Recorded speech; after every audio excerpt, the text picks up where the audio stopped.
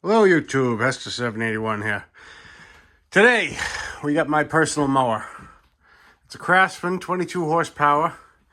And here's the information, model number, code. Oh, you can't really see, can you? There you go. What we're doing today, very simple. Valve adjustment. I just want to check them. I got this one used, and it says it has low hours on it, but you never know. So, real quick, just show you exactly how I do it. I start off, pull both sides spark plugs. That way you can spin the engine nice and free by hand. Next step, take a 10 mil socket and zip the valve cover off. Just note you may get some drippage. It's good to put a tray down. In fact, I'm going to take my own advice. I just did the oil change, so I'm not expecting a huge amount of mess, but like you can already see, it's dripping, so. And pop all four out. Last one's always a mile long. And there we go. You can't really tell, but I took a blowgun to this earlier. It's probably best to wash your cover engine before you do. You don't want a lot of dirt falling in. If it does, not the end of the world. Just wipe it out. All right. So we have exhaust on the bottom, intake on the top. I just want to give it a little bit of a bump. Make sure everything's moving. Now, you can set this to top dead center. You can do all that stuff. Anyway, a way I do it, and a lot of other mechanics do it, if one valve is all the way open, the other valve is shut. It's sort of plain and simple. So I would adjust that one now, spin it around, and now that one's open. So then you adjust this one. All right, let me get my feeler gauges. All right, get your feeler gauges out. Now this said 5 to 7 thousandths. So I have 5, 6, and 7 thousandths out. What we're doing is measuring the space in between the rocker and the valve. So in other words, 7 should be really tight if it's within spec, and 5 should be really, really loose. So starting with the intake, 7, there is a little bit of drag, but you can tell it could use a little, little tightness because, you know, see 5 goes right through, and there's still plenty of play. So then you go close the intake. Open the intake. Check the exhaust. Same thing. Start at 7.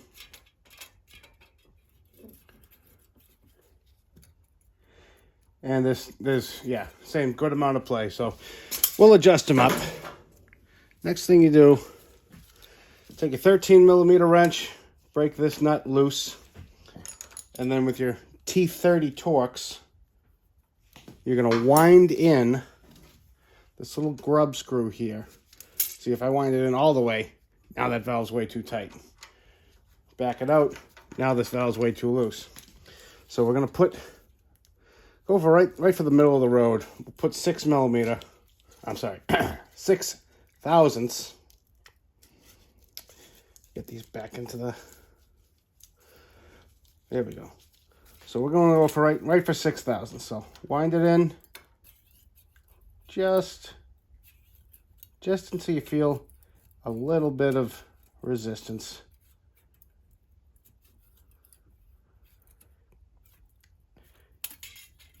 You should be able to put it in and out without much trouble. I mean, this is a very flimsy piece of metal, but you get the idea. All right, and once you're comfortable where you got it, so you gotta go through the wrench, hold, and then tighten it back up. I sort of back this off for demonstrational purposes, of course.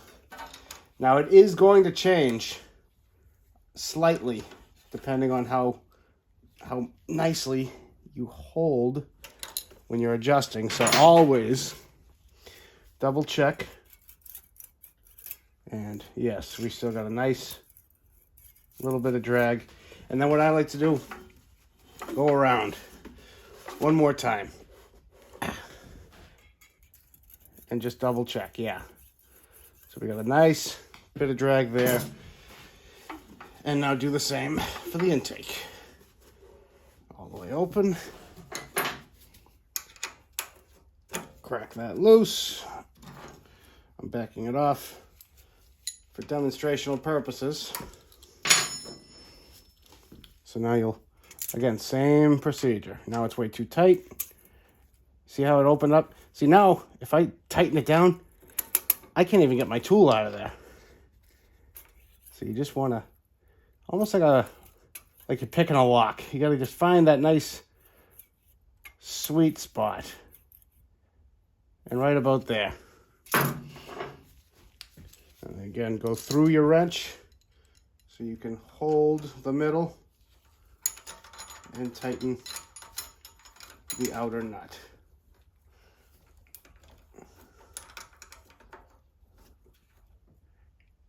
Yeah. So you can see this is real time. And then you get that nice little bit of drag, but no play. So spin it around. Open the exhaust valve up. And then repeat on the other side. Also, the gaskets you're going to need. Here's the Briggs part number. I do recommend going with Briggs. You can buy them very much cheaper on Amazon, but they're going to be much, much thinner, much lesser quality. It's not worth it. I've seen them leak, and then you're just doing the job twice. Clean it off as good as you can. Wipe it off with some brake cleaner, or just make sure everything's clean before you put the new gasket on.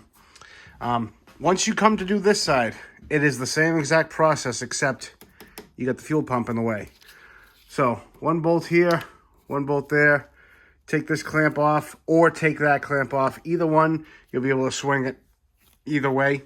But one thing you need to look for is this tube right there. It's this. What you're looking for, these little tiny cracks. It's hard to see, and it's going to be covered with dirt. I keep this one just to show people what I'm talking about. It'll stop.